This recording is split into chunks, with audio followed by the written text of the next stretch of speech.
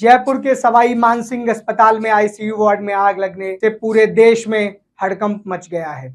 इस भयानक हादसे में अब तक 8 लोगों की मौत हो गई है। शुरुआती जानकारी में 6 मरीजों के मरने की खबर थी, लेकिन बाद में मृतकों की संख्या बढ़कर 8 पहुंच गई है।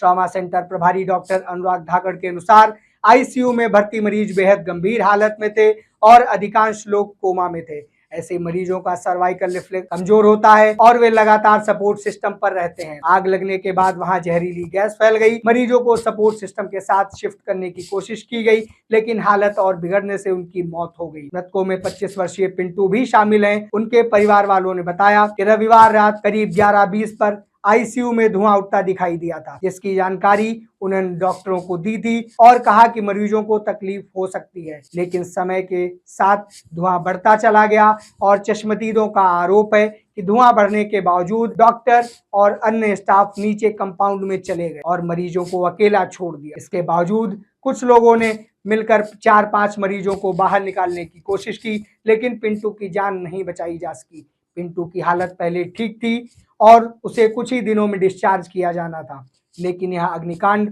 उसकी जिंदगी छीन ले गया। यह कोई पहली घटना नहीं है जो अस्पतालों में सुरक्षा व्यवस्था की लचर व्यवस्था को उजागर करती है।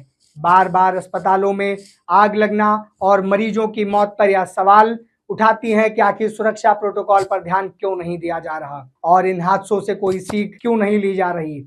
ऐसे हादसे न सिर्फ अस्पतालों के लिए आर्थिक और प्रतिष्ठानिक चुनौती बनते हैं, बल्कि आम लोगों को अस्पतालों पर भरोसा भी डगमगाते हैं। हाल ही के कुछ उदाहरण देखें तो अप्रैल 2025 में लखनऊ के लोक बंधु अस्पताल में दूसरे तल पर आग लगी थी, लेकिन वहां 200 से अधिक मरीज सुरक्षित बाहर निकाले गए और कोई मौत नहीं हुई थी। वहीं नवंबर 2024 में झांसी के महारानी लक्ष्मीबाई मेडिकल कॉलेज में एनआईसीयू में आग लगने से 18 नवजात बच्चों की मौत हो गई थी। मई 2024 में दिल्ली के बेबी केयर न्यूबॉर्न अस्पताल में 7 बच्चों की जान गई थी। इसके अलावा 2020-21 के बड़े हादसों में अहमदाबाद में 8, विजय वल्लभ अस्पताल में मुंबई में 15 और भरूच गुजरात में 18 लोगों की मौत हुई थी। इन घटनाओं ने बार बार यह प्रमाणित किया है कि अस्पतालों में अग्नि सुरक्षा और इमरजेंसी प्रोटोकॉल की कमी कितनी खतरनाक साबित हो सकती है और यह सीधे तौर पर मरीजों की जान को जोखिम में डालता है। आइए सबसे पहले जानते हैं कि किन कारणों से आग लगती है। शहरों के अस्पतालों में बार बार आग लगने के इन हादसों के पीछे कई वजह हैं। आइए सबसे पहले जानते हैं कि क्या वजह है। पहली बात तो ये कि भारत में ज्यादातर सरकारी अस्पतालों पर मरीजों की भारी संख्या का दबाव है। इसे कोविड महामारी के उदाहरण से ही समझिए, जब अस्पताल में मरीजों के बेड तक नहीं मिल पा रहे थे।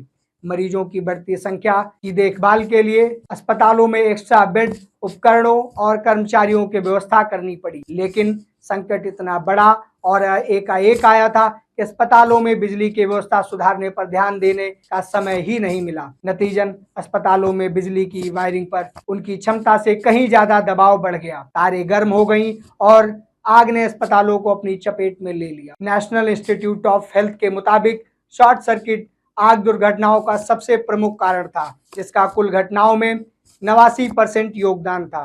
ज्वलनशील रसायन अगला सबसे बड़ा ट्रिगर थे, जो 4% दुर्घटनाओं का कारण बने। आधे से ज्यादा अस्पताल फायर सिस्टम को लेकर खासा सावधानी नहीं बरत पाते हैं। तो फिर इसका हल क्या है? आइए सबसे पहले हम बताते हैं कि इन घटनाओं से बचने का हल क्या है। पहला और सबसे जरूरी काम तो यह है कि अस्पतालों को अपने बिजली के सिस्टम पर कड़ी निगाह रखनी चाहिए। दूसरा काम है सरकारों के जिम्मे ये सुनिश्चित किया जाना चाहिए कि किसी अस्पताल में एक वक्त पर ज्यादा से ज्यादा कितने मरीजों का इलाज किया जा सकता है। इस आधार पर कि अस्पताल बिजली के उपकरणों की क्षमता कैसी है, अस्पताल में लोक निर्माण विभाग के, सिविल और इलेक्ट्रिकल इंजीनियरिंग विभाग के कर्मचारी भी होने चाहिए। ऐसा करने से बिजली व्यवस्था की नियमित रूप से पड़ताल होती रहेगी। इस पर जोर दिया जाना चाहिए कि सभी बिजली उपकरण एकदम उचित जगह पर ही लगाए जाए, ताकि अस्पतालों में आग लगने की घटनाएं रोकी जा सके। एक मीडिया रिपोर्ट के मुताबिक अधिकारियों का कहना है कि ज्यादातर अस्पतालों में आग से बचाव के लिए सही इंतजाम नहीं होते हैं, जैसे कि सीढ़ियां काफी चौड़ी नहीं होती हैं। नो ऑब्जेक्शन सर्टिफिकेट यानी एनओसी लेने के लिए आवेदन कराते समय भी सलाह दी जाती है कि अस्पताल सीढ़ियां ज्यादा चौड़ी बनवाई जाएं, ताकि आग लगने पर मरीजों को स्ट्रेचर पर ले जाते समय दिक्कत ना हो। गर्मी की वजह से भी आग लगने की घटनाएं आम हो जाती हैं। इसे देखते हुए केंद्रीय स्वास्थ्य मंत्रालय ने एक एडवाइजरी भी जारी की है। इसके तहत सभी अस्पतालों को समुचित व्यवस्था रखना और फायर फाइटिंग इक्विपमेंट के साथ साथ तमाम तरह की ऐसी चीजें जिससे आग लगने की घटनाएं बढ़ सकती हैं या हो सकती हैं, उनको ठीक करने की जरूरत है। उसके लिए भी स्वास्थ्य रिपोर्ट में कहा गया है। ऐसी तमाम जानकारियों के लिए हमारे साथ जुड़े रहिए और देखते रहिए दैनिक भास्कर। राजनीति हो या क्रिकेट, देश विदेश की ब्रेकिंग हो या आपके मोहल्ले की बड़ी खबर, सब मिलेगा एक ही ऐप में, सबसे तेज और भरोसेमंद। अभी डाउनलोड करें दैनिक भास्कर डिजिटल।